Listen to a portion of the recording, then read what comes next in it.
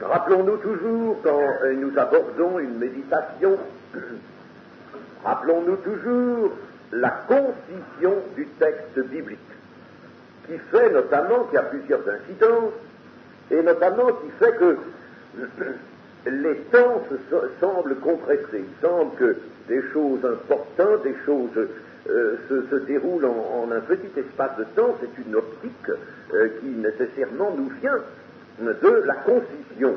Mais sachons étirer cela, sachons que malgré tout les temps sont pris, on marchait à pied, les choses ne se précipitent pas les unes sur les autres, n'est-ce pas? Sachons redonner l'air qui convient à cette parole concentrée.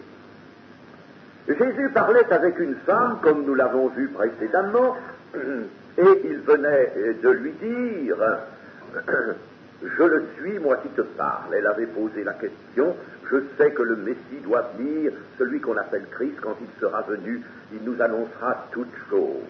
Je l'ai signalé, cette femme dont la vie était bien chargée, cette femme cependant avait dans le cœur depuis longtemps une soif, une aspiration, et c'est maintenant que le Seigneur lui donne du haut du ciel, Dieu lui donne maintenant l'eau vive qui va étancher sa soif.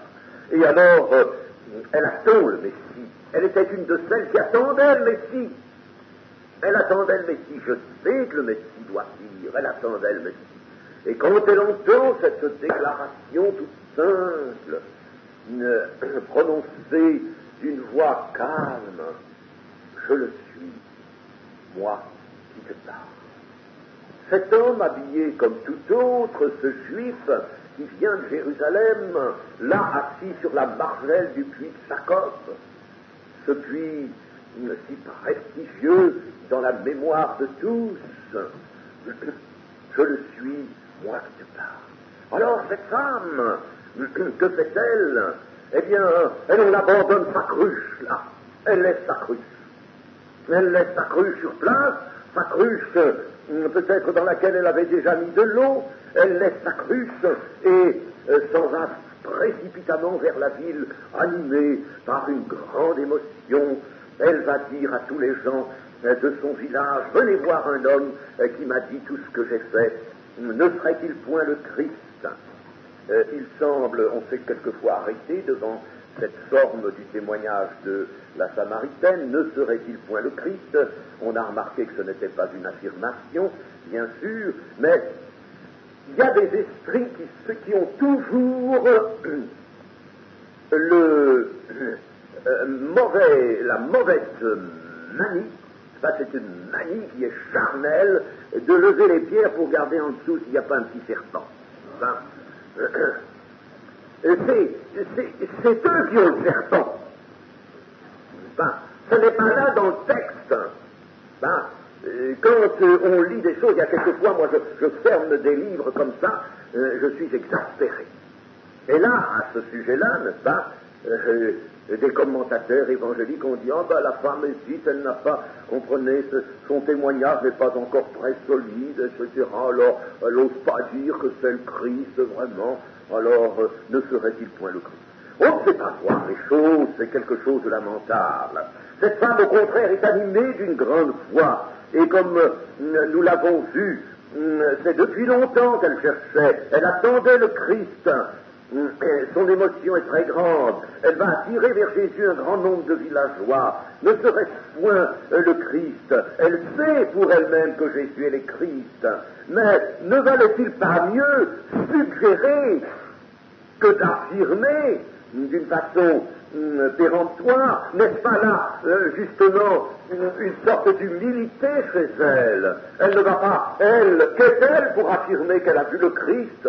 Cette chose étonnante, extraordinaire, ne serait-il pas le Christ? Mais venez donc voir, si c'est le Christ, venez voir vous-même. Et c'est à lui qu'il faut venir parler pour en être sûr. Et c'est ce qui arrivera. Ainsi donc, sa manière de s'exprimer est une manière inspirée par l'Esprit.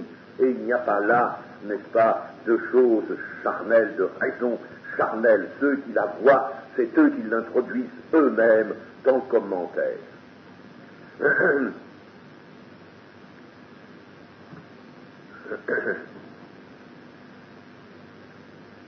Il est à remarquer que Jésus était resté seul au puits de Jacob, puisque nous, encore là, n'est-ce pas, dans le verset 27, nous avons la preuve que tous les disciples, Jean y compris, étaient partis à Sichar. Il n'y avait donc personne avec Jésus, et Jésus s'est trouvé seul avec cette femme. C'est bien ce qui ressort de cela, n'est-ce pas? Ils étaient étonnés de ce qu'il parlait avec une femme. Il n'y aurait pas eu cet étonnement s'il y avait eu un ou plusieurs des disciples qui soient restés là. Donc, il était seul. Aucun des disciples n'a été le témoin de cet entretien, et lorsqu'ils reviennent, leur étonnement est grand. Pourquoi leur étonnement est-il grand? C'est que parmi les Juifs, on ne devait pas donner d'enseignement à des femmes. Les femmes ne devaient pas recevoir d'enseignement public si elles avaient des choses à connaître sur le terrain de la foi. Elles devaient l'apprendre de leur mari dans leur maison, leur père, peut-être quand elles étaient jeunes, leur mari ensuite, mais elles ne recevaient pas, elles ne devaient pas recevoir d'enseignement public.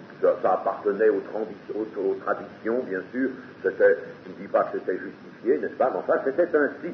Et c'est pourquoi les disciples qui sont des Juifs, et qu'est-ce que vous voulez, qui ont en eux tous les préjugés de leur pays, de leur peuple, n'est-ce pas, sont étonnés. Et c'est ce qui fait leur étonnement. Et alors, on peut se demander comment l'évangéliste Jean a pu rapporter tout l'entretien de Jésus avec la Samaritaine, puisqu'il n'y avait personne. Alors, là, il y a quelque chose qui sollicite la foi. Il faut de la foi. Il faut de la foi pour dire, eh bien, c'est très simple. L'inspiration l'a seule permis. Tout comme Moïse n'était pas le témoin des choses de la création, il les a écrites longtemps après, n'est-ce pas? Et il a affirmé les choses de la création. Eh bien, il en est de même ici, l'évangéliste Jean va raconter par inspiration toute pure, parce que là, il ne peut pas être, il n'y a pas de témoin, et personne n'a questionné Jésus, voyez-vous. Ils n'ont pas questionné Jésus, ils ne sont pas venus lui demander, mais de quoi as-tu parlé avec elle? Fais-nous un petit peu le rapport. Par conséquent, Jésus n'a rien dit. Alors, comment Jean l'a-t-il su? Eh bien, il l'a su par le Saint-Esprit. Saint-Esprit a voulu nous transmettre cela, et c'est un de ces remarquables filons venus tout droit d'inspiration, sans même passer par le souvenir de l'homme. Vous ne croyez pas ces choses? J'espère bien.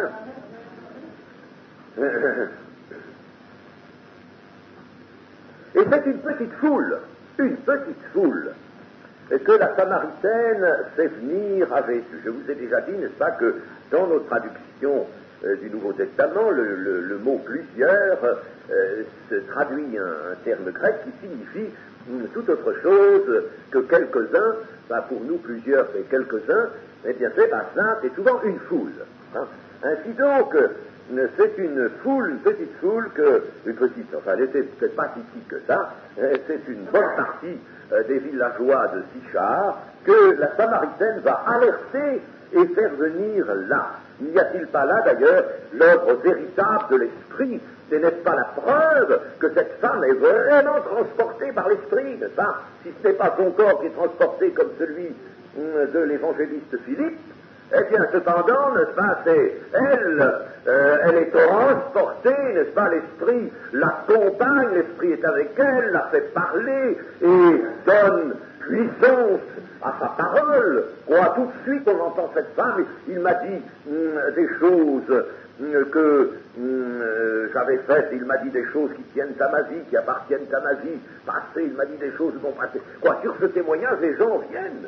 Mais vous voyez qu'il y a là, n'est-ce pas, nécessairement le déploiement d'une puissance d'esprit. Or, cela nous montre, mes amis, encore une fois de plus, qu'un témoin mu par l'esprit qui convoque les hommes hors de chez eux, c'est l'esprit qui convoque hors de chez eux. Nous avons remplacé l'esprit par des prospectus ou des hommes sandwich, n'est-ce pas? Nous l'avons remplacé par des artifices. Nous ne comptons plus sur l'esprit, où nous disons, l'esprit aidera, il ne fait qu'aider. L'esprit, il ne fait qu'aider, il n'a plus le rôle principal, il ne fait qu'aider. Alors nous faisons de la publicité, n'est-ce pas, nous comptons sur les moyens humains, les moyens charnels, ô Dieu du ciel. Dieu détourne son regard, comme de l'offrande de Caïn. Alors, nos salles, eh bien, elles se remplissent plus maintenant. Elles se remplissent plus. Parce qu'il n'y a pas une convocation de l'esprit. C'est une convocation de l'esprit. Je ne sais pas si mes amis d'Alger se rappellent souvent les prières que nous faisions ensemble et que je leur avais appris à faire. Ces prières qui, quand on demandait que nos réunions soient suivies, soient fréquentées, qu'il y a des inconvertis qui viennent, nous disons, Seigneur, par la puissance de ton esprit, convoque-les. Et mes amis sont là pour le dire. À Alger, nous avons fait une fois les prospectus, parce qu'il y avait un visiteur, et on avait cédé à la suggestion de quelques-uns de faire des prospectus. Ça nous a amené une seule personne, et encore cette femme qui est venue avec un bébé dans les bras, on a dû la faire sortir pendant la réunion, parce que c'était une femme qui appartenait au Christ de Montfavet, et était venue en pleine réunion, n'est-ce pas, nous parler, nous dire que le Christ était là sur la terre. Alors, nous n'avons, à part cela, jamais fait de prospectus. Nous n'avons jamais voulu mettre un article dans le journal parce qu'il y avait toute la liste des sectes. Il aurait fallu que nous nous mettions au bon dernier rang, puis c'est pas le rang qui nous faisait quelque chose, mais d'être en compagnie de tout cela, ça nous déplaisait souverainement, n'est-ce pas? Eh bien, nous avons compté sur l'esprit, et nous avions des gens qui venaient, on ne savait pas comment ils venaient, mais nous avons vu des gens convoqués par le Saint-Esprit, et c'est cela qu'il faudrait rechercher. C'est cela seulement, il faut évidemment de la foi. Il ne faut pas tomber s'enliser dans le formalisme. Il faut sortir de cela et il faut faire cela. Chers amis, mais c'est l'Église, ça. L'Église, c'est pas autre chose que cela. Ou alors c'est une copie, une vilaine copie de l'Église. Ou c'est l'Église, ecclésia. Ecclésia, cela veut dire des gens appelés hors d'eux. Ecclésia, c'est ça, sortis hors d'eux. Ecclésia, des gens appelés hors de chez eux et qui viennent sur la place publique. C'est ça l'Ecclésia. Ils sont appelés. Et nous en avons l'image ici, la figure, la réalisation textuelle dans cet appel de la Samaritaine qui fait sortir les gens de Sicard de chez eux et ils vont faire cette demi-heure de marche pour se rendre au puits de Jacob et venir vers celui dont la Samaritaine a témoigné. Ecclésia, voilà l'Église, les appeler hors de chez eux, hors de leurs préjugés, hors de leurs pensées ordinaires. Mais ça, c'est le travail du Saint-Esprit. Et nous sommes là pour mettre en mouvement le Saint-Esprit. Et non pas les rotatives ou les machines à imprimer. Une œuvre est en voie. Elle vient de naître. Le ministère du Seigneur Jésus s'exerce. Son ministère s'exerce. Et c'est le ministère de l'Église. Il est en train d'implanter ce ministère. Dans peu de temps, quand il aura quitté cette terre, il va confier ce ministère aux autres. Et les disciples arrivent là-dessus. Eux, ils sont allés acheter du pain et toutes sortes de vivres. Alors ils reviennent chargés de tout ça avec leurs emplettes. Ils ont là de quoi confectionner un excellent repas. Ils interviennent, ils viennent là-dessus, pendant que le Seigneur est en train de faire cette œuvre, pendant que son cœur se réjouit de voir que cette Samaritaine, qui a été le petit cristal au commencement, n'est-ce pas, ce petit cristal qu'il a ciselé, eh bien, voici ce cristal qui fait cristalliser une région là. Alors, le Seigneur se réjouit de ce travail de l'esprit, qui eux, ils viennent, ils ont faim, avec un estomac qui crie famine. Ils viennent, ils interviennent avec leurs préoccupations, et alors ils vont dire au Seigneur, tu sais, Seigneur, et l'heure est déjà bien avancée, nous avons dépassé l'heure du midi, et Seigneur, tu sais, on a faim, tu sais, on a faim, on a beaucoup marché, on a faim, mais tu dois avoir faim aussi. Alors il le presse de manger, Rabbi, mange. Évidemment, on ne voulait pas manger sans lui, n'est-ce pas? Ça n'aurait pas été correct, mais en faisant manger le Seigneur, ils savaient bien qu'eux, ils allaient manger aussi, n'est-ce pas? Alors, ils viennent, on peut dire, n'est-ce pas, patauger dans l'œuvre magnifique du Seigneur. Il y a là, n'est-ce pas, l'eau vive dont a parlé le Seigneur, l'eau vive qui se répand, et puis alors ils viennent avec leurs gros sabots humains, n'est-ce pas, patauger dans cette eau vive, à tout dans ce qu'on fait. Ils viennent avec les préoccupations d'une sagesse humaine qui voudrait implanter sa rigueur face à la sagesse de Dieu qui est à l'œuvre. Leur sagesse humaine, rapidement, si c'est faut être raisonnable, faut pas quand même, faut avoir les pieds sur la terre, comme on dit souvent. On les a tellement les pieds sur la terre qu'on n'a même pas la tête dans le ciel. C'est ça? Alors, face à la sagesse de Dieu qui est à l'œuvre là, n'est-ce pas? Les voilà venus avec leur grosse sagesse humaine. Oh Seigneur, tu sais, il faut que tu venges, faut être raisonnable, oui, nous sommes des chrétiens sans vendu, mais enfin, tu sais, il faut être quand même en face des réalités. Pas les réalités, c'est l'estomac. Alors, les disciples, arrivant là, n'entrent pas du tout dans la pensée du Seigneur. Ils n'entrent pas dans la joie d'accomplir les œuvres du Père qui est celle de Jésus. Ils ne le pensent pas. C'est leur excuse, bien sûr, si je dis cela, ce n'est pas pour les flétrir, n'est-ce pas, c'est pour nous flétrir, nous. Nous, aujourd'hui, nous sommes à flétrir. Parce que si nous faisons ce qu'ils ont fait là, eux, ils n'avaient pas de Saint-Esprit. Mais nous, nous disons que nous l'avons. Et alors, si nous faisons ce qu'ils ont fait là, eh bien, nous sommes à flétrir.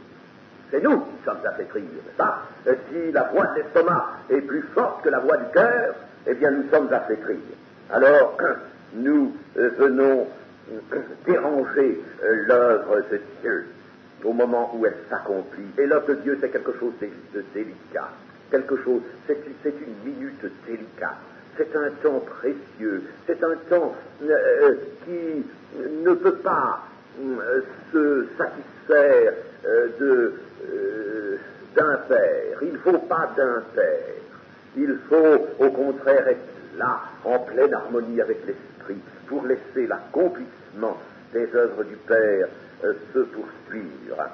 Un monde, un univers, peut-on dire, sépare en cet instant le Seigneur de ses disciples. Un univers. Ils sont là dans le même lieu, ils sont séparés par un univers. L'œuvre de Dieu, il ne la voit même pas. Le Seigneur est en train de travailler dans les lieux célestes. Eux, ils s'inquiètent du corps. Le Seigneur dispense une nourriture de l'esprit. Il donne sa chair à manger. Il va donner à toute cette population sa chair à manger. Les autres en sont toujours aux affres de leur estomac. Nourrir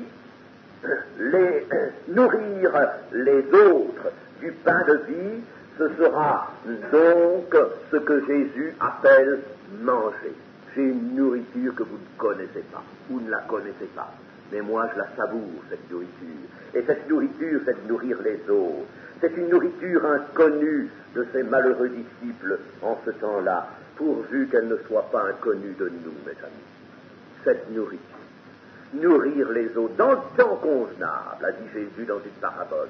Donner la nourriture aux autres dans le temps convenable. Ah oui, mais mon estomac est là, puis c'est midi, ah puis c'est 7 heures du soir, ah mais la table est mise, il faut vite y aller, n'est-ce pas, cette table-là. Mais il y a une table qui est mise par le Seigneur, et qui est bien préférable à celle-là. Une table est mise dans le ciel. Il y a des vins savoureux, des vins pleins de moelle. C'est cette table-là qui doit prévaloir sur tout autre. Souvent, les hommes ont leur repas sur la terre, et leur avidité, c'est celle de leurs estomacs. Tandis que le repas du Seigneur, lui, il est céleste. Et sa faim, c'est une faim de la parole de Dieu, c'est une faim d'accomplissement de cette parole. Et le Seigneur est notre exemple, il est notre modèle. Et c'est pourquoi, chers amis, nous devons ressentir cette faim d'entendre les paroles de l'Éternel, faim et soif. Mais le prophète Amos dit, il y aura une faim et une soif d'entendre les paroles de l'Éternel. Mais, et là, le prophète ajoute, à ce moment-là, ce sera le jour de l'Éternel, ils ne la trouveront pas. Belles jeunes filles, beaux jeunes gens ne trouveront plus. Ah, on ne la trouvera plus, cette parole. Eh bien, pendant qu'on la trouve encore, mes amis, ayons faim et soif, non seulement pour nous-mêmes, mais pour d'autres. Et venons vers ceux que Dieu nous présente pour les nourrir. Cette nourriture va-t-elle exclure celle du corps? Mais pas du tout, pas question de cela. Mais ce qu'il faut, c'est que le temps de nourrir le corps ne saurait suspendre le temps convenable de dispenser la nourriture d'en haut. Il est anormal. Et nous faisons, n'est-ce pas, une hiérarchie qui est viciée, qui est satanique, parce que nos habitudes, nos repas, le rythme de notre vie terrestre s'imposent aux actions de l'esprit, aux œuvres de l'esprit. Nous soumettons les œuvres de l'esprit. Attention, nous disons il y a temps pour tout. L'œuvre de l'esprit, maintenant, elle s'arrête, parce que il y a une autre œuvre. Le repas est frais, il faut le manger. Et, chers amis, c'est là, on ne sait pas. On ne sait pas quitter sa maison. On ne sait pas quitter sa famille. Ça ne veut pas dire l'abandonner définitivement. On ne sait pas. Eh bien, je puis vous dire, chers amis, sans me prévaloir de rien et sans que je l'ai fait, quand il fallait, et je fais encore, ce voyage pendant l'hiver, je quitte ma maison, qui pourtant très bien chez moi, très bien, il me plaît bien. Eh bien, je quitte tout, je m'en vais, et puis, l'hiver, vous savez, quand je vais en Normandie ou dans le Nord, là, il y a des demoiselles du Nord, tiens, alors, à Valenciennes, par exemple, le pays de ces demoiselles qui sont là, nos jeunes sœurs, n'est-ce pas? Eh bien, il s'est mis à tomber un petit peu de neige, pas beaucoup, mais on ne pouvait plus marcher, n'est-ce pas? On était là, et c'est pas toujours bon d'être dehors, en dehors de chez soi, mais que faut-il faire? Il faut que l'œuvre de Dieu passe avant le rythme de notre vie. Par exemple, si vous n'avez pas fait ce sacrifice, celui qui ne quitte pas sa maison, ou son père ou sa mère, c'est-à-dire celui qui ne soumet pas les choses matérielles aux choses à l'œuvre spirituelle, n'est pas digne de moi, a dit le Seigneur, n'est pas digne. Ça, il faudrait que nous fassions, il faudrait le faire, cela. Sans quoi, jamais nous ne serons bénis. Alors c'est très beau d'appeler le réveil. On appelle le réveil et on prie pour le réveil. Comment voulez-vous qu'il vienne? Le réveil, mais c'est celui, peut-être, de vos appétits charnels, c'est celui-là qui est là, et qui empêche le réveil d'en haut de se manifester. Tandis que les disciples songent au repas à prendre, leurs yeux sont remplis d'obscurité. Leurs yeux sont empêchés de voir se préparer une ample moisson d'âmes. Et cette moisson, le Seigneur la voit, le Seigneur est là avec sa faucille et sa joie est grande. Sa moisson, elle est déjà là sur le point d'être mûre. Comment cela se fait-il? Eh bien, tenu qu'ils étaient harcelés, qu'ils étaient par l'appétit de leur corps, les disciples sont aveugles devant ce qui se fait. Et, chers amis, il y a là une leçon la chair obscurcit les yeux de l'esprit. Retenez bien. La chair, dans toutes ses exigences, je parle même de la chair dans ses exigences légitimes, c'est légitime de manger. Moi aussi, j'aime bien manger, n'est-ce pas? C'est légitime de manger et de boire pour le corps, bien sûr, n'est-ce pas? C'est légitime aussi de se reposer, c'est légitime de faire bien diverses choses. Mais attention, le légitime, de ne pas le pousser trop loin quand même, n'est-ce pas? Il faut être sobre en toutes choses. Le légitime, il faut le tenir dans des limites. C'est ça la sobriété, hein? Eh bien, c'est bien, n'est-ce pas? Il y a certes un tas de choses légitimes, mais si la chair, avec ces choses légitimes, n'est-ce pas, est là, comme un maître, eh bien les yeux de l'esprit s'obscurcissent. Nous voyons goutte, on ne voit rien. L'expérience en a été faite, la parole le dit, mais l'expérience est là. Pour le montrer. On ne voit rien. Et là, Jésus voyait une poisson. Les disciples, ils sentaient la bonne odeur du pain chaud qu'ils avaient ramené si char.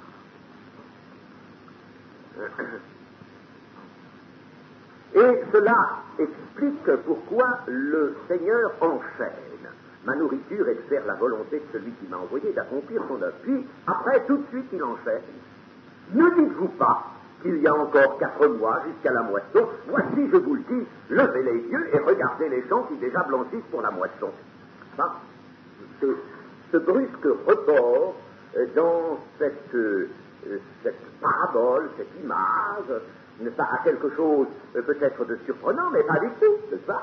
Pas du tout, parce que la nourriture que Jésus prenait, cette nourriture d'en haut, c'était l'accomplissement de la volonté du Père. Eh bien, lui, ses yeux voient une moisson. Il voit une moisson. Et les disciples ne voient absolument rien. Normalement, il faudrait encore 4 mois, au point où on en était de l'année, encore 4 mois pour arriver à la moisson. Entre les semailles et la moisson, il y a normalement 6 mois. Mais là, il restait encore 4 mois pour arriver à la moisson. Alors, il va leur dire, ne dites-vous pas qu'il y a encore 4 mois jusqu'à la moisson. Ne dites-vous pas. C'est-à-dire, avec les vues que vous avez sur les choses de la terre, les sols d'ailleurs, vous avez avec les vues sur les choses de la terre, n'est-ce pas? Eh bien, je vous dis qu'il y a 4 mois. Mais attention, à ces vues, Jésus va opposer celles de l'esprit. Il y a les vues de l'esprit et les vues de l'esprit sur une autre moisson.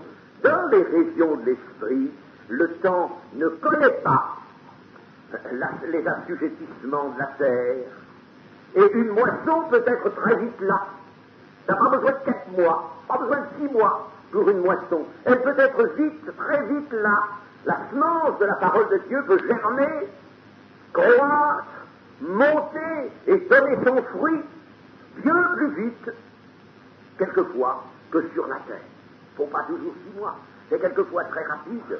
Et cette moisson qui se présente rapide, c'est ce que nous appelons d'un mot, le réveil. Seulement, chers amis, comme les disciples, on ne voit rien. On ne voit rien du tout parce que c'est la chair qui empasse nos yeux, qui a mis sur nos yeux un voile, n'est-ce pas? Nous ne voyons rien du tout. Alors, il y a des moissons, et je pense, avec effroi, que nous passons quelquefois à côté de moissons toutes prêtes, mes amis, toutes prêtes, de moissons toutes prêtes, et nous n'avons pas Dieu pour les voir blanchir, les moissons. Oh, que c'est tragique, de marcher son chemin sur la terre en se disant, voyons, qu'est-ce que je vais manger aujourd'hui, qu'est-ce qu'on va mettre comme hors d'œuvre, et puis la semaine prochaine, et puis tiens, on va aller en vacances, et puis ceci, et puis cela, n'est-ce pas, tiens, mon fils, ma fille, toutes sortes de choses, n'est-ce pas, on a toutes ces choses en tête, et puis alors on chemine, on passe, on fait ses courses, et puis on passe à côté de gens, des gens qui vous font une réflexion, des gens qui vous posent une question. On n'a pas Dieu, on n'a pas compris qu'il aurait fallu s'arrêter là, il aurait fallu se distraire complètement des pensées de la vie courante, et puis pouvoir apporter un mouvement d'esprit l'esprit une réponse, un choc d'esprit à ces âmes. Elles étaient là, prêtes. Il y avait peut-être une Samaritaine, là autour de nous. Nous avons croisé une Samaritaine. Et nous n'avons pas su lui proposer de l'eau vive. Cette Samaritaine aurait peut-être amené toute une maison, plusieurs maisons. Elle avait peut-être autour d'elle une moisson. Il y avait une moisson qui blanchissait déjà. Et nous n'avons rien vu. Nous avons continué avec, comme les chevaux, vous savez, qui ont ces œillères, n'est-ce pas? Et puis alors, nous, nos œillères, c'est notre vie courante, c'est toutes nos petites occupations, n'est-ce pas, qui nous accaparent. Et puis, il n'y a plus de place pour l'Esprit de Dieu et pour l'œuvre de Dieu. Ça passe au bon plan. Voilà les choses, il faut les dire. C'est ainsi et là qu'on est dans le sommeil, et quand on est dans le sommeil, on parle de réveil. N'est-ce pas? Mais le réveil, ce serait d'abord que nous nous tenions éveillés à l'esprit, nous-mêmes, et que nous ne soyons pas retenus par la chair. Et le Seigneur voit cette moisson. Il voit cette moisson. Une moisson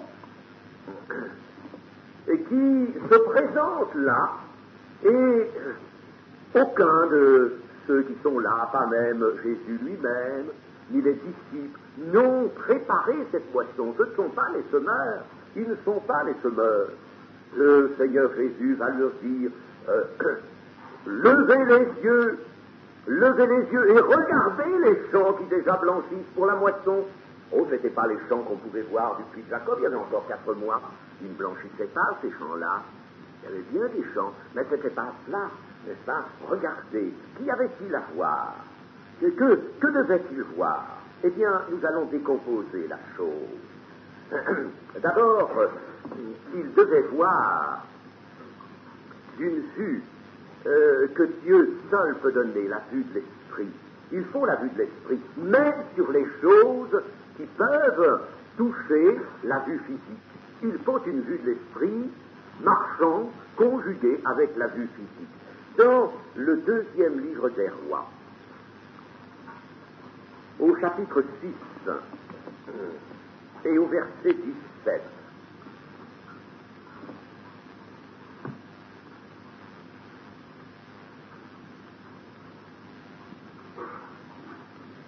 Élisée brilla et dit, Éternel, ouvre ses yeux pour qu'il voie. Et l'Éternel ouvrit les yeux du serviteur qui vit la montagne pleine de chevaux et de chars de feu autour d'Élisée. Il voyait rien du tout, ce Géasi, rien du tout, absolument rien. Il regardait, il voyait que de l'effroi. Une situation tragique. Oh, les ennemis sont puissants, ils nous enserrent, qu'allons-nous venir? Il ne voyait cela que cela. Alors Élisée, qui, tout comme Jésus là, dans les circonstances que nous méditons, tout comme Jésus, Élisée déjà, n'est-ce pas? Et vous voyez combien les prophètes ont présenté d'avance la personne sublime du Seigneur.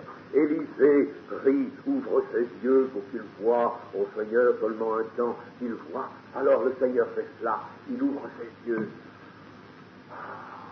Il voit là, alors, là, la montagne pleine de chevaux et de chars, de feu. Il y a une puissance de Dieu qui est là, prête à agir, à intervenir. Je ne savais pas ça. Avec les yeux de la chair, les yeux obscurcis par la chair, qu'est-ce que vous voulez qu'on voit? Mais rien du tout. On voit que la terre, on voit que le désastre, on voit que, comme disent les darbistes, une église en ruine. Ils ont prêché ça depuis je ne sais pas combien d'années. L'église est en ruine, et alors ils s'assoient sur les ruines, et ils regardent les ruines. Néhémie l'a fait, ça, mais il a travaillé à les relever après, les ruines. Hein? Alors on ne voit que cela, on regarde cette situation, mais ouvre les yeux et tu verras qu'il y a une moisson toute prête. Tu ne sais pas comment elle s'est faite, cette moisson. C'est pas toi qui es venu semer, il y a là une moisson toute prête. Levez les yeux. Alors, c'est un commandement du Seigneur. Levez les yeux et regardez les champs. Et c'est un commandement qui s'adresse encore à nous aujourd'hui. Mais levez donc les yeux Ne soyez pas de ceux qui regardent la terre simplement, n'est-ce pas, le profil de la terre. Levez donc les yeux. Que fallait-il voir? Trois choses ensemble. Il fallait voir. Trois choses.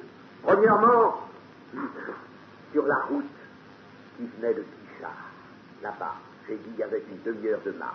Sur cette route, une poussière s'élevait.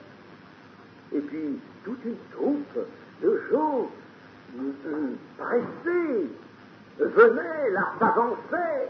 Il y avait tous ces hommes, ils débordaient le chemin, ils marchaient même sur les côtés, sur les bords du champ. Ils venaient, ils arrivaient avec cette Samaritaine qui avait laissé sa cruche pour y revenir, là, au puits de Jacob. Alors ils arrivaient, ils venaient, il y avait d'abord ça à voir. C'était pas le moment de penser à son estomac. Ils arrivaient pour l'évangile, attirés par l'esprit. Ils étaient là. C'est pas le moment de penser à prendre son pas. La multitude des villageois, dont de Sichar, qui étaient attirés par la Samaritaine et qui venaient vers Jésus, c'était la première des choses à voir avec les yeux de la chair, mais il fallait aussi y apporter une vue de l'esprit, n'est-ce pas? Deuxièmement, il y avait à voir ceci. C'est dans le cœur de ces gens une faim de l'esprit. Il y avait une faim que l'esprit de Dieu y avait fait naître. Ces gens-là étaient des affamés d'une nourriture qui n'était pas celle de la sacoche que portaient les disciples, pas celle de leur sac, mais une nourriture qui jaillissait du Seigneur Jésus. Ils étaient affamés de cette nourriture-là. C'était la deuxième chose à voir. Et la troisième chose, c'était une chose qu'il fallait voir dans les instants qui allaient suivre. Il fallait savoir porter aussi sa vue un peu plus loin, voir un peu en avant. Et dans les instants qui allaient venir, il fallait voir que la foi comme un feu allait embraser ces cœurs-là. Car il nous est dit qu'un beaucoup plus grand nombre crurent, un beaucoup plus grand nombre. Il y avait une foule là de gens qui allaient venir à la foi. Ils crurent à cause de sa parole. Et ça, il fallait le voir aussi. Voilà les choses qu'il fallait voir, mes amis. Les choses qui sont à voir sur la terre, il faut les voir avec les yeux, certes, du corps, mais il faut y joindre la vue de l'esprit. Toujours. Si je n'ai pas la vue de l'esprit, alors je vois les choses de la terre. Qu'est-ce qu'ils viennent faire, ces gens-là, ils embêtent? On n'a pas besoin de tout ça, on n'a pas besoin de tout ce monde-là. Allez, renvoie-les, Seigneur. Renvoie-les chez eux, n'est-ce pas? C'est ce que dirent dans une autre occasion les disciples. Oh, renvoie-les, Seigneur. On n'a pas besoin de tous ces gens-là. Non, il faut leur donner à manger. Vous allez leur donner vous-même à manger. Il n'y avait plus qu'une chose à faire, mes amis. C'était moissonner ces arbres. Une semence était en eux, une semence mystérieuse avait été semée dans leur cœur, et le Seigneur va leur dire, mais c'est pas vous qui avez fait ça, c'est pas vous. Je vous ai envoyé moissonner, que vous n'avez pas travaillé, d'autres ont travaillé, vous êtes entrés dans leur travail. Il y avait donc là une semence qui était venue. Ce n'étaient pas les disciples qui avaient jeté cette semence. Pour l'instant, il s'agissait de jeter la faucille. Il fallait jeter la faucille. Oh, quel bel enseignement du Seigneur. Et puis le Seigneur va ajouter ceci. En ceci, tout ce qu'on dit est vrai. Il y a un proverbe qui disait cela. Et ce proverbe, eh bien, il se justifie là, en cette occasion, et dans des occasions semblables. Autre est celui qui sème, et autre celui qui moissonne. Autre est celui qui sème, autre celui qui moissonne.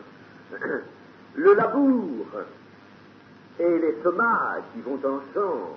Le labour et les semailles, la préparation du champ, la préparation de la moisson future.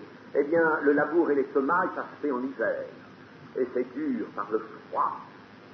Il faut supporter la fatigue, le froid. C'est une chose dure, c'est un travail exigeant. Et C'est un travail qu'il faut faire souvent, harcelé par un grand besoin, poussé peut-être par toutes sortes d'autres considérations. C'est presque un travail forcé, c'est un travail dur, cela. Et puis on abandonne le champ. Alors, pendant que l'homme dort, qu'il veille, le Seigneur fait croître, fait grandir, et on arrive au temps de la moisson. Mais la moisson, c'est le temps de l'allégresse, c'est le temps du triomphe, parce que on est sorti de l'hiver, on est entré dans l'été, et le soleil d'été resplendit et dort les épis, les beaux épis que l'on va couper. Alors la moisson se fait dans les champs, la moisson c'est l'allégresse. Il a fallu que des gens travaillent l'hiver, pendant le froid, et qu'ils labourent une terre ingrate. Et il a fallu qu'ils viennent là semer, ils ont peiné, ils ont pâti pour faire cela. Et c'est ce que nous exprime un si beau psaume, mes amis, un si beau psaume. Le psaume 126, 126, verset 4. Éternel, ramène nos captifs comme des ruisseaux vers le midi. Ceux qui sèment avec larmes moissonneront avec chant d'allégresse. Celui qui marche en pleurant quand il porte la semence, il marche en pleurant quand il porte la semence. Il revient avec allégresse quand il porte les gerbes. Ah, ça c'est beau. Ça, c'est le travail du Seigneur, n'est-ce pas? Revenir, le temps de la moisson, c'est l'allégresse. Nous le connaîtrons, le temps de cette grande moisson que les anges feront sur la terre. Nous le verrons, chers amis, et soyons dans la moisson en ce moment-là. Préparons-nous à être dans la moisson. Soyons déjà une moisson sur la terre pour le Seigneur. Oh, mes amis, combien la parole de Dieu nous presse, combien le Seigneur nous presse de sortir de notre coquille, de sortir de notre tièdeur, de sortir de notre sommeil pour vraiment venir au réveil et à la conscience de ce qui est la gloire. Et la moisson n'est pas toujours recueillie par ceux qui ont semé, mais par d'autres que les semeurs. Ceux qui ont peiné, ceux qui ont prié, ceux qui ont lutté, ceux qui ont pleuré, mes amis, pleuré, eh bien, ce ne sont pas ceux-là, mais qui vont moissonner. Peut-être même auront-ils quitté cette terre au moment des moissons. Ils ne seront plus là, ils seront déjà dans la gloire, ils seront auprès du Seigneur, ceux-là, mais ils auront labouré, ils auront prié, et d'autres viendront, et puis recueilleront les semences. Alors, chers amis, il y a là une grande leçon. Quand on fait une moisson d'âme, pourquoi s'enorgueillir? Pourquoi ne dirais-je, ah, voyez-vous, oh, j'ai converti ces gens-là, j'ai amené ces gens-là à la foi, voyez-vous quel travail j'ai fait, n'est-ce pas? Mais c'est d'autres qui ont fait le principal travail, c'est pas toi. Toi, tu as fait le travail le plus facile, toi. Et, chers amis, c'est souvent ce travail-là que j'ai eu conscience de faire. Mais je savais bien qu'avant moi, d'autres avaient semé. Je savais bien. Et il en est ainsi, chers amis, je n'ai pas peur de le dire, il en est ainsi généralement des pasteurs, et même il en est ainsi des églises locales qui sont dans la vie. Il doit en être ainsi. Le pasteur n'est souvent qu'un moissonneur, il n'est pas toujours le semeur. Mais il faut que l'Église soit celle qui travaille au semail, au labour et au semail. C'est l'Église qui doit lutter, qui doit prier, qui doit pleurer, qui doit voir les situations, qui doit connaître l'hiver et travailler en hiver. Et souvent, les réunions de l'Église ne sont que le temps de moisson. On se réjouit, on était tous heureux, bien sûr, n'est-ce pas? Mais surtout que personne ne s'attribue davantage, que personne ne dit c'est mon travail, c'est mon heure. Oh non, mes amis. Non, non. Moi, je dirais que le travail du semeur, de celui qui a pleuré, celui qui a peiné, est plus beau peut-être encore. Il est plus beau, ce travail-là.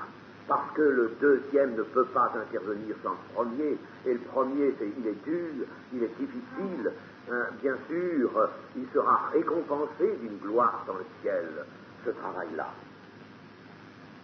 Ah, chers amis, sachons aussi mettre à profit ce que nous dit le Seigneur ici. Celui qui moissonne reçoit un salaire. Bien sûr, il reçoit un salaire, c'est si beau de prendre le salaire, ça. Le jour de la paye, on est toujours là. Il n'y a jamais de chômage ce jour-là. Recevoir un salaire, c'est bien, c'est très bien. Il amasse les fruits pour la vie éternelle. C'est bien, c'est un travail qu'il faut faire. Mais il faut le faire dans l'humilité et dans l'action de grâce au Seigneur qui a aussi employé les semeurs avant nous, afin que celui qui sème et celui qui moissonne se réjouissent ensemble. Appelez donc celui qui a semé. Dites-lui, frère, sœur, viens ici, regarde cette moisson, réjouis-toi avec moi. Moi, je suis venu la prendre, cette moisson. Je suis venu recueillir le salaire, mais le salaire, il t'appartient autant qu'à moi. Il t'appartient à toi. Non, mes amis, soyons comme ça. C'est ça l'esprit de l'Église. C'est ça l'esprit de Christ au milieu de nous, mes amis. Oh, comme il faudrait que nous soyons tous unis par le lien d'esprit, par un même lien. Semeurs et moissonneurs doivent partager l'allégresse. Les versets 39 à 42 nous montrent que plusieurs Samaritains, alors je répète, c'est beaucoup, n'est-ce pas, une foule de Samaritains de cette ville crurent en Jésus, n'est-ce pas, et quand les Samaritains vinrent le trouver, alors ces Samaritains, je vous le disais tout à l'heure, le Seigneur les voyait sur la route de venir, ils venaient, ils approchaient du puits, ils étaient là, quand il instruisait ses disciples, et leur dit, regardez, levez-vous, regardez, ayez des yeux, regardez cela, et voici que la foule des Samaritains approche. Alors ils vont lui demander, tellement, n'est-ce pas, leur faim trouve là sa pleine satisfaction. Ils vont dire au Seigneur, reste avec nous. Ils obtiendront de lui 2 jours. Il restera là 2 jours. Il ne peut pas donner beaucoup, le Seigneur, mais c'est énorme, 2 jours. Il va donner 2 jours. Mais, chers amis, nous pouvons donner peut-être plus, n'est-ce pas, parce que le Seigneur a des disciples et des témoins en tout lieu. Le Seigneur va donc leur donner 2 jours, et un beaucoup plus grand nombre crurent à cause de sa parole. Eh bien, nous voyons là, dans ces derniers versets, 39 à 42, nous voyons le bon processus, la bonne méthode. Cette méthode que l'on voudrait toujours taquiner que nous sommes par la chair et obscurcis que sont nos yeux par le manque de foi, l'incrédulité, nous voudrions substituer à notre temps, au travail de Dieu, n'est-ce pas, à la méthode de Dieu, une méthode humaine. Eh bien, la méthode de Dieu, la voilà. Elle est là, la méthode de Dieu. Et nous pouvons la résumer en 4 points. Il y a premièrement un témoignage d'une foi, la foi de quelqu'un, la Samaritaine. Une foi toute neuve, une foi encore bien jeune, bien fraîche, qui vient de s'éveiller seulement, n'est-ce pas, mais qui est en plein dans les régions de l'esprit, n'est-ce pas. L'esprit est en train de faire vibrer cette foi. Alors le témoignage, c'est une chose vibrante, c'est une puissance de vibration, ce témoignage. Il y a des effluves qui sortent du cœur de celle-là, des effluves d'amour, parce que tout de suite, ce qu'elle a reçu, elle veut le porter à d'autres. Ce sont des effluves d'amour qui veut donner, qui veut communiquer. Alors, le témoignage de la foi, c'est la première des choses. Cette femme va semer, répandre, il est simple son témoignage. Un homme qui m'a dit tout ce que j'ai fait. Venez voir un homme comme ça, venez voir, j'aurais-il pas le Christ? Venez voir cet homme. Voilà son témoignage, c'est tout. Elle oublie même que ce qu'elle a fait, c'est pas des choses dont il est bon peut-être de réveiller la mémoire. Mais ça n'a pas d'importance. Venez voir quelqu'un qui m'a dit cela. Son témoignage, le témoignage tout simple. Et puis, deuxième point, les gens qui reçoivent ce témoignage, alors ils se mettent en route et ils vont vers Jésus. Ils marchent. Ils vont vers Jésus. Elle a appelé à Jésus, à voir quelqu'un. Ils vont aller voir ce quelqu'un. Alors c'est la mise en marche de ces gens-là qui ne savent pas encore, savent pas ce qu'il en est.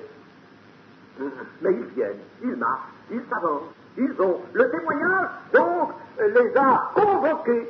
C'est un témoignage qui les a convoqués à venir voir, Seigneur. Je ne suis pas toujours convoqué à venir une réunion, n'est-ce pas? Ne transformez pas ces choses-là. Ça, c'est bien d'amener des gens à une réunion, mais il faut, je parle, n'est-ce pas, du processus de préparation, de, si vous voulez, de mise en mouvement d'une moisson. Eh bien, voilà, ces gens viennent à Jésus. Ils viennent à Jésus. Elle les a appelés par la puissance du Saint-Esprit, ils viennent. Troisième point, ils arrivent près de Jésus, et là, ils reçoivent un témoignage direct, cette fois-ci. Non plus par le truchement de la première, la Samaritaine, mais un témoignage direct du Seigneur lui-même. Et regardez Jean 6, 45. Jean 6, 44. Nul ne peut venir à moi si le Père qui m'a envoyé ne l'attire. Et voyez là comme le Père a attiré, en se servant du témoignage de la Samaritaine, il a attiré ces gens vers son Fils. Alors, nul ne peut venir à moi si le Père qui m'a envoyé ne l'attire. Et je le ressusciterai au dernier jour, celui-là. Je le ressusciterai. Dieu est sûr de son œuvre. Il est sûr. Il est écrit dans les prophètes, ils seront tous enseignés de Dieu. Ainsi, quiconque a entendu le Père et reçu son enseignement, vient à moi. Voilà pourquoi ces gens s'approchent de Jésus, n'est-ce pas? Et alors là, le Seigneur va lui-même leur donner ce que Matthieu 11 nous dit.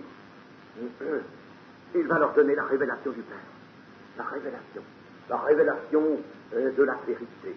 Il va leur donner cette révélation. Il y aura un contact personnel et direct de ces gens-là, attirés par la Samaritaine vers Jésus, un contact avec le Seigneur. C'était le troisième point. Et le quatrième point, eh bien, voilà que, de par ce contact, de par ce témoignage direct reçu du Seigneur lui-même, voici que va naître, apparaître dans le cœur de ces hommes une foi qui ne va plus être simplement un désir, une faim, une soif, n'est-ce pas, mais une foi qui va avoir reçu quelque chose, une faim qui va être rassasiée, qui va connaître un rassasiement, et ce sera la foi fondée sur la puissance de Dieu. C'est ainsi que ces gens-là, n'est-ce pas, vont dire cela sans aucunement décrier ou sans aucunement, n'est-ce pas, repousser la Samaritaine. Ce n'est plus à cause de ce que tu as dit que nous croyons, c'est pour notre instruction que c'est écrit, c'est plus à cause de ce que tu as dit, car nous l'avons entendu nous-mêmes, et nous savons qu'il est vraiment le Sauveur du monde. Ça, nous le savons maintenant, nous l'avons à l'intérieur, ce témoignage. Notre foi est fondée sur la puissance de Dieu, comme dit l'apôtre Paul, n'est-ce pas? Comme dit l'apôtre Paul dans 1 Corinthiens 2, verset 4 ou 5, afin que votre foi fût fondée non sur la sagesse des hommes, mais sur la puissance de Dieu. Et le témoignage des hommes est un moyen, est encore un moyen, mais ce n'est pas le moyen définitif, c'est un moyen d'appel. Ce témoignage rendu lui-même puissant par le Saint-Esprit est un moyen d'appel.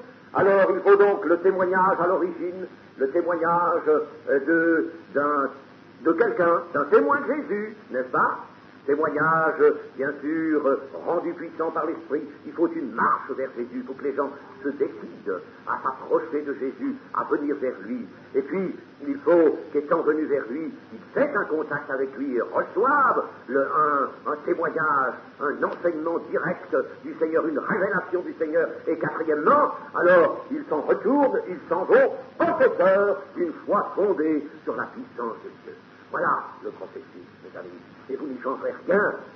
Et ce n'est pas avec des bouts de papier, avec des films, avec toutes sortes de moyens, des lumières, avec des choses qui appartiennent au monde des songes, au monde des illusions. Ce n'est pas avec ça que vous préparerez une moisson, n'est-ce pas, et que vous meublerai le royaume de Dieu, c'est avec la méthode de Dieu, en sachant, en connaissant, instruit que vous devez être par les Écritures, ce processus, et en disant, Seigneur, si moi j'ai le rôle de la Samaritaine, merci Seigneur.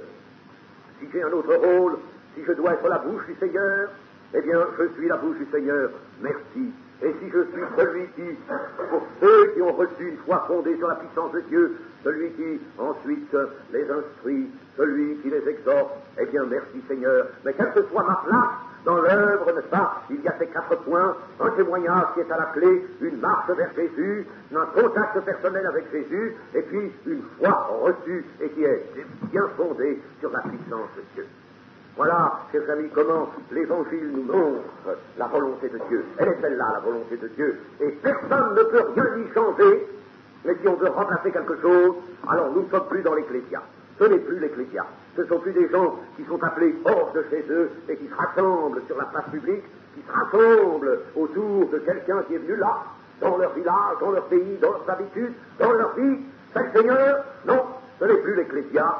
C'est remplacé par une religion. Plus ou moins bonne, ça n'a pas d'importance. Aucune religion ne peut se substituer à l'Ecclésia. Amen. Amen.